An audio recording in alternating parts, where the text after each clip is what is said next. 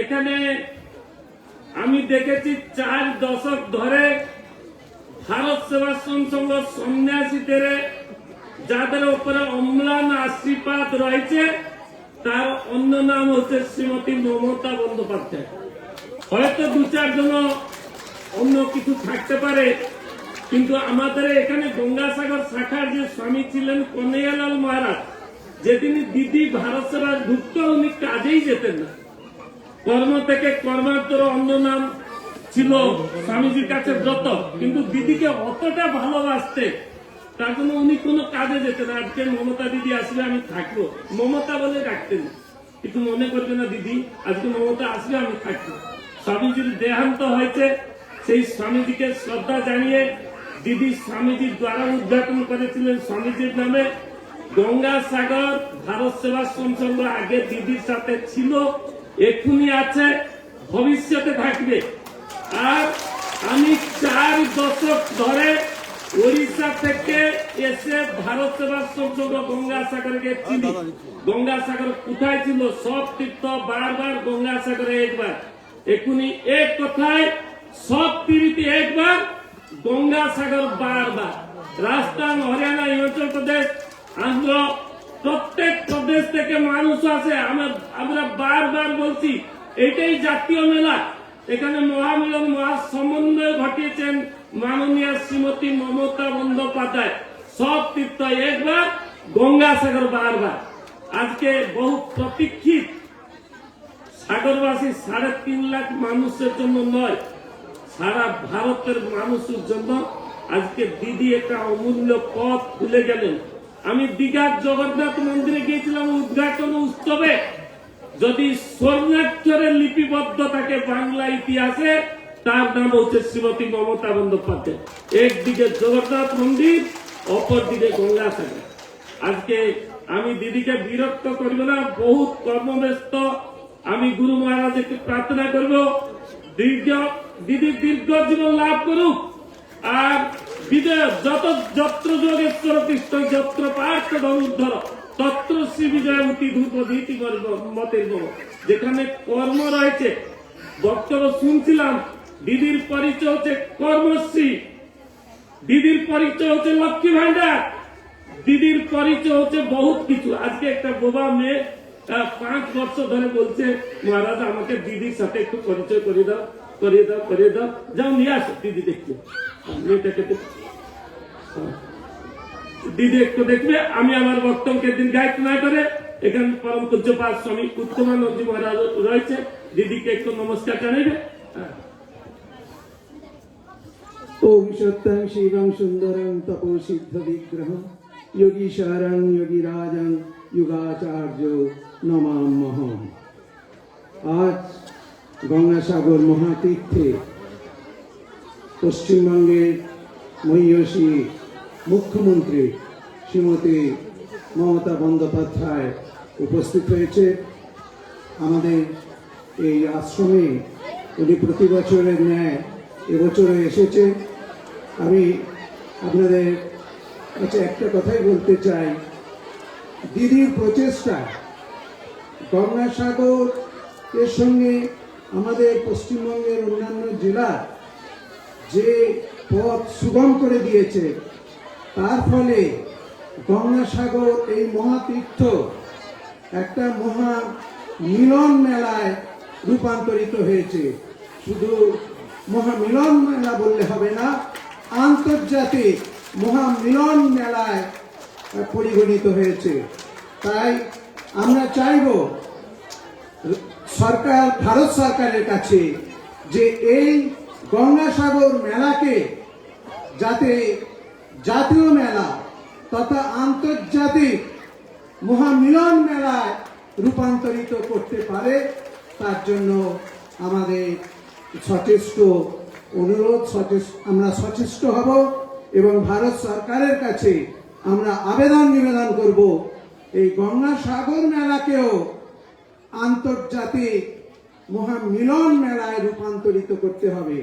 দিদির প্রচেষ্টায় আজকে এই গঙ্গাসাগর মেলায় আসা যাওয়ার যে সুবিধা হয়েছে, তাতে করে সারা বছরই আমাদের বিভিন্ন প্রান্ত থেকে, শুধু ভারতবর্ষ নয়, বহির্ভারত থেকেও এখানে দর্শনার্থীরা আসে এবং তার জন্য আমরা ভারত সেবাশ্রম সঙ্গে পক্ষ থেকে তথা গঙ্গাসাগর শাখা থেকে দিদিকে জানাই অজস্র ধন্যবাদ।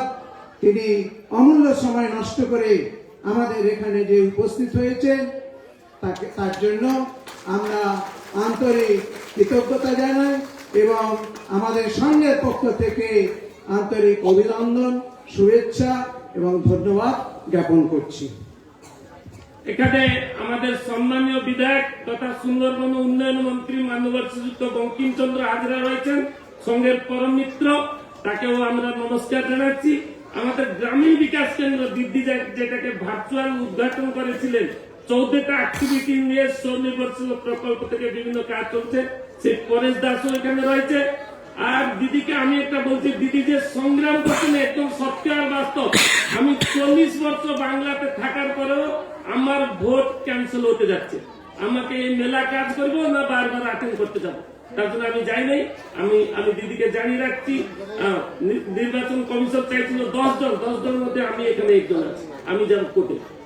তার জন্য এখানে এই যে অন্যায় ভাবে আমরা অতদিন ধরে ভোট দিচ্ছি, আমাদের ভোটকে ক্যান্সেল করে দিচ্ছে। আর স্বামী প্রণবানন্দ আমাদের গুরু পিতা, আমাদের নিজের বাবা মাকে কোথায় আনতে যাবো, আমাদের বাবা মার শ্রাদ্ধ আমরা করতে যাইনি। তার জন্য এখানে এসব কাজ বন্ধ করে আমি ওড়িশা যাব, সার্টিফিকেট আনবো, এটা কোনোদিনই হয় না।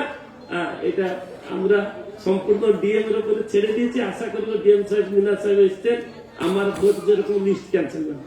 আমি আর বক্তব্যকে দীর্ঘায়িত না করে দিদি আমাদের এখানে অভয় বাড়ি দিবেন সবার জন্য, গঙ্গা সাগরের জন্য।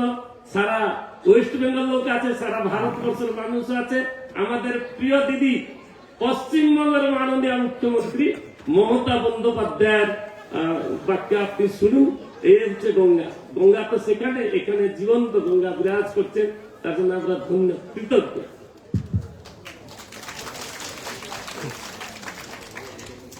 শ্রদ্ধেয় মহারাজ, সভাপতি মহারাজ এবং সেক্রেটারি মহারাজ, উপস্থিত অন্যান্য মহারাজগণ এবং যারা এখানে সাধুসন্তরা আছেন এবং ভারত সেবাশ্রম সংঘের সাথে যুক্ত সকল ভাই এবং বোনেরা, এবং বসে আছেন যে সমস্ত আমার মা ভাই বোনেরা বা যারা অতিথিশালায় আছেন, সংবাদ মাধ্যম প্রশাসন থেকেও সবাই আছেন। আমার সাথে মনোজ পন্থ, নন্দিনী চক্রবর্তী, মিনা এই জেলার ডিএম কোটেশ্বর থেকে শুরু করে সকলেই আছেন। আমার এখানে সুপ্রতিম থেকে শুরু করে আকাশ মেঘারিয়া থেকে শুরু করে আরো অনেকেই আছেন, সব সেক্রেটারি আছে, জয়দেবও আছে, বাপি হালদারও আছে, আমি বঙ্কিমদাও আছে। আমি আপনাদের একথা বলবো যে আমি প্রতিবারই গঙ্গাসাগর মেলা, আমার আগে সিএস অনেকগুলো মিটিং করেছেন, আমি নিজেও করি এবং তারপরে আমি নিজেরা পুরো সেক্রেটারি টিম নিয়ে আমি নিজে একটু পরিদর্শন করতে আসি, যাতে নিজে চোখে একটু দেখা যায়। তো আপনারা জানেন যে 14-15 তারিখে মেলা আছে, পূর্ণ স্নান, কিন্তু ইতিমধ্যেই লোক আসা শুরু হয়ে গেছে এবং ওখানেও আউটগ্রাম ঘাটেও আমি 8 তারিখে যাব। ওখানেও কলকাতাতে একটা ওদের স্টক বার একটা হয়। তো যাই হোক, আগে গঙ্গাসাগর মেলায় যারা আসতেন তাদের কাছে একটা ট্যাক্স নেওয়া হতো, আমরাই কিন্তু সেই ট্যাক্সটা তুলে দিয়েছি। এবং গঙ্গাসাগর মেলায় আমরা আর একটা জিনিস করেছি, 9 থেকে 17 তারিখ পর্যন্ত, সম্ভবত 17 তারিখ পর্যন্ত, সে সাংবাদিক হোক, সে সাধারণ মানুষ হোক, সে তীর্থযাত্রী হোক, সে কোনো কর্মচারী হোক, সে কোনো অফিসার হোক, সে কোনো পুলিশ হোক, কাজ করতে গিয়ে যদি কোনো দুর্ঘটনার কবলে মারা যান তাহলে তার পরিবার 5 লক্ষ টাকা সঙ্গে সঙ্গে পাবে। কারণ আমরা ইন্স্যুরেন্স 5 লক্ষ টাকা সবার জন্য করে রেখে দিয়েছি 9 থেকে 17 পর্যন্ত। যেহেতু গঙ্গাসাগর মেলাটা একটি কি বলবো ভয়ঙ্কর জল পেরিয়ে আসতে হয়। কুম্ভ মেলায় যারা যান ওরা রেল কানেক্টেড, প্লেন কানেক্টেড, তাতেও অত বড় দুর্ঘটনা ঘটে গেছে। আমরা তো সেটা চাই না, কিন্তু আমাদের দীর্ঘদিনের দাবি ছিল যে একটা গঙ্গাসাগর সেতু করে দেওয়া হোক। যাতে মানুষকে কষ্ট করে ওই একজন একজন করে নদী পার করে নিয়ে আসতে প্রশাসনের যে কি কষ্ট হয়, আর যারা দায়িত্বে থাকে তাদের সে মুখে বলা যাবে না। 6 মাস ধরে কাজ করতে হয় এর জন্য। তার মধ্যে বাইরে থেকে অনেকে আসে, তাদের থাকার ঘর, তাদের আমরা ওয়াশরুম বলি যেটা বলা হয়, শৌচালয়, তাদের পানীয় জলের ব্যবস্থা, অনেকে তো খাবার ব্যবস্থা সবকিছুই করা হয় এবং টোটালটাই রাজ্য সরকারের টাকায় হয়। বাঘের সাথে লড়াই করে, কুমিরের সাথে লড়াই করে আপনারা বেঁচে আছেন, জলের সাথে লড়াই করে। কখনো সুনামি, কখনো টর্নেডো, কখনো আমফান, এ তো আছে। তার মধ্যে দিয়েও দীর্ঘদিন ধরে বঙ্কিম দাই বলুন,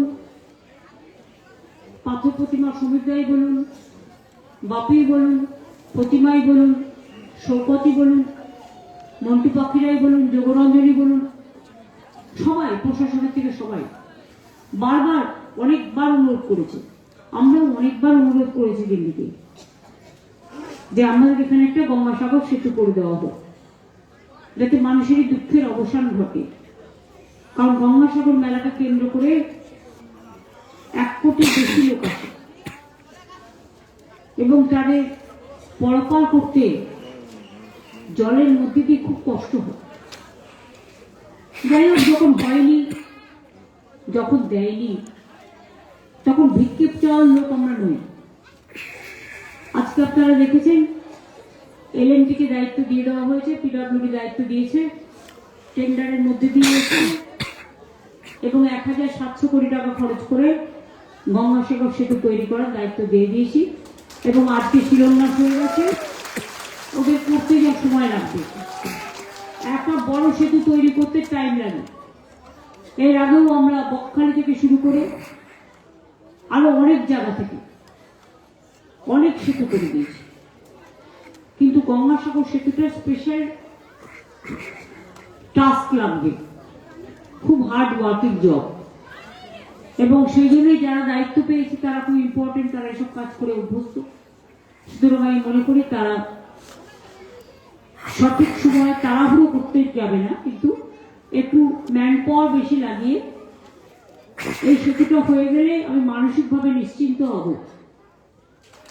এই জল পেরোনোর যে চিন্তাটা প্রতি বছর থাকে, যতক্ষণ পর্যন্ত সব মানুষ ফিরে না যায়, সেই চিন্তাটা থেকে দুশ্চিন্তা মুক্ত হব।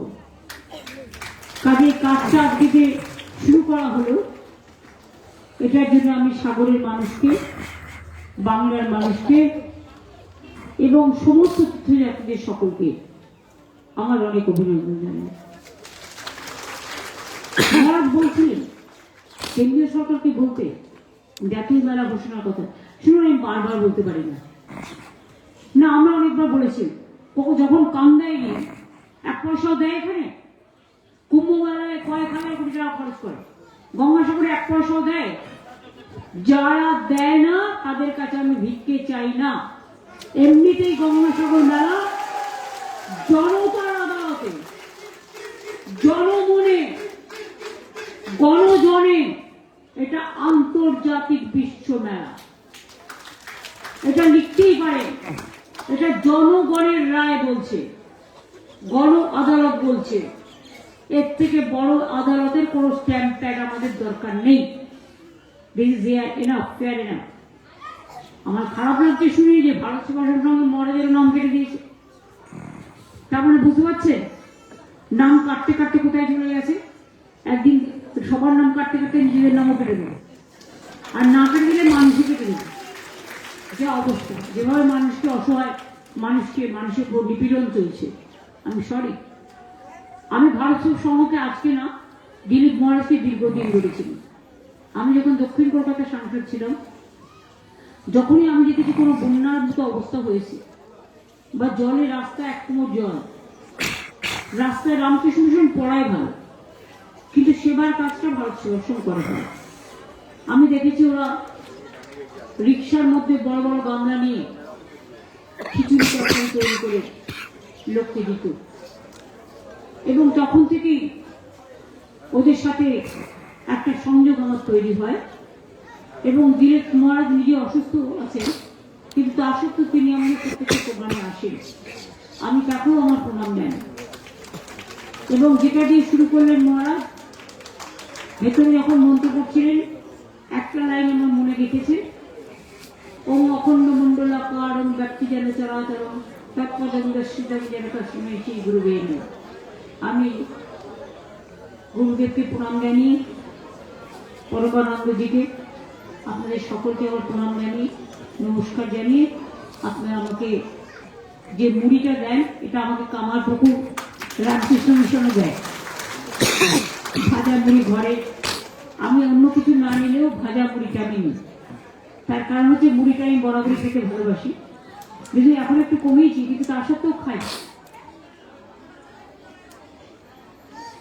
আর আমার সাথে লতা এসছে, ওইদিকে লুকিয়ে দাঁড়িয়েছে, এটা অভিষেকের মা।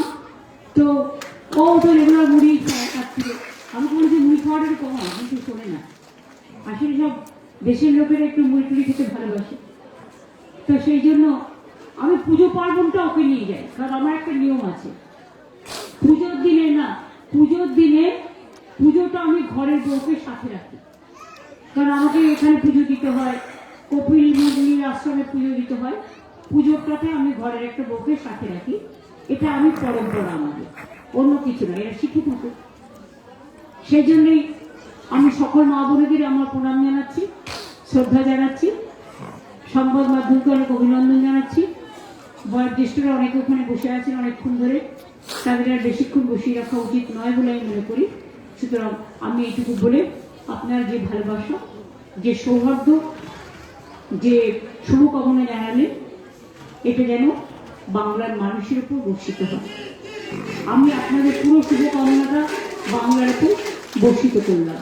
ভালো থাকবেন, প্রণাম দেবেন, অনেক ধন্যবাদ।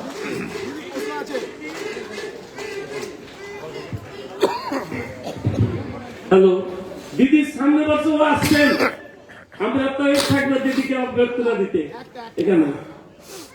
দিদি একটা প্রশ্ন আছে দিদি, সবাই বলুন গুরুজি ভগবান কি।